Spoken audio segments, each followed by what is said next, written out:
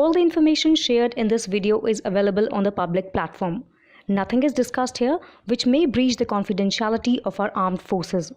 Defense Detective respects our defense forces and works only on the information that is available for public use. The indigenous Akash missile was successfully tested by the Indian Army's Western Command, enhancing the capabilities of the country's ground forces and providing a boost to India's Atmanirbhar, self-reliance program, which seeks to expand indigenous development and manufacturing of military equipment. The Indian Army's Western Command took to Platform X to announce the success of its test with hashtags indicating that the system boasts of accurate target engagement and formidable firepower. The missile was reportedly test-fired against unmanned aerial targets. Although the Indian Army did not publish specific details, military expert squadron leader Vijender Thakur, retired, speculated that the missile in question was the Akash 1S missile, a new variant.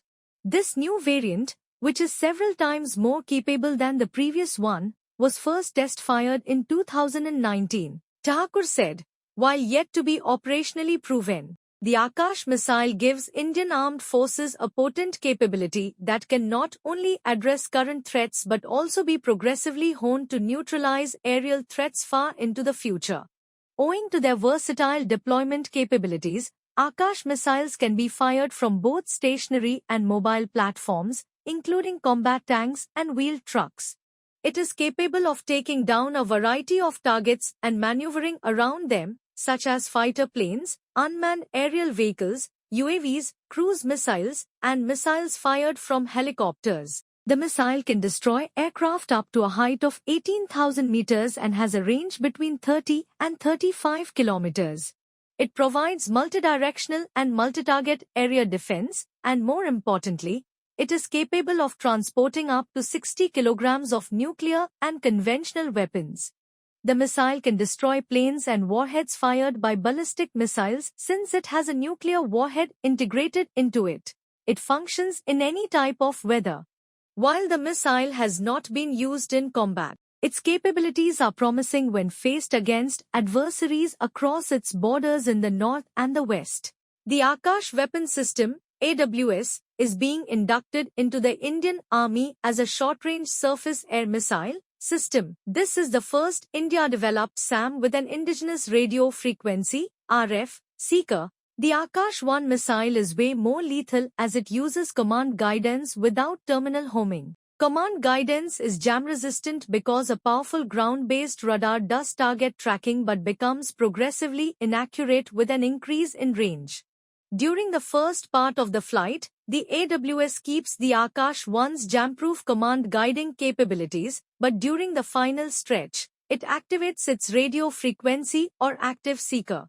The missile has a higher chance of success at longer ranges when it has a seeker lock. The effectiveness of short-range missiles in intercepting moving targets is limited because they usually experience motor burnout as they draw closer to their limiting range. However, the Akash 1S is powered by a ramjet. In addition to being an active seeker, the missile has a smaller footprint, 360-degree engagement capability, and capacity to function in harsh settings. Even in its basic variant, Akash has managed to hog the global limelight. This domestically built system has also emerged as a poster child of India's defense export ambitions, especially with the latest deal with Armenia that has grabbed many eyeballs worldwide. Armenia has become one of India's principal importers of armaments. Reports are rife that the nation is set to acquire the Akash surface-to-air missile, SAM, as it tries to diversify its military imports in the wake of Russia's inability to deliver equipment on schedule. Armenia's interest hinges on the fact that the system is highly immune to active and passive jamming, that it is easily deployable, and can move fast by road or rail.